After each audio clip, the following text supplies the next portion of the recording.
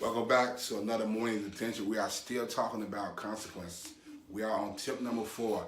I just want to piggyback off tip number 3. Is just again like when you once you create the in tip number 3, you created the consequence jar. Then now you have the consequence jar where your kids can pick from.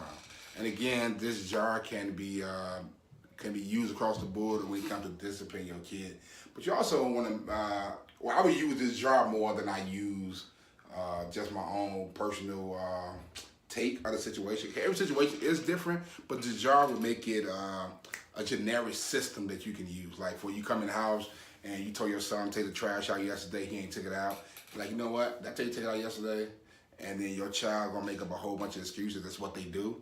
You be like, you know what? Pick from the jar.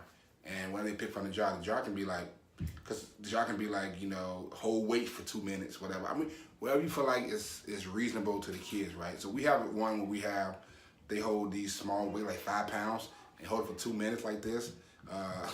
And they arm might hurt a little bit after that, but they get the picture. When they walk around with their arm hurting a little bit, they understand why they hurting, that they should have took their trash out or whatever like that. But again, kind of keep the feelings out of it. But there's a extreme measure that you don't want to use the consequence jar on. Like, say if your kid supposed to be in the house at 8 and they come in the house at 12, like you might want to pick that consequence after that. It's just certain thing that you want to pick. But if it's just little ticky tack stuff, just use the consequence. But again, just help keep your feelings out of it. And this is a great system that you can use, because sometimes we don't know how to punish our kids. We don't know how to get them a consequence. We just don't know, and we don't have time to think. And we're so busy with work and stuff like that. So you just want to pick, let them do it, and you keep it moving. All right, and this is your daily discipline.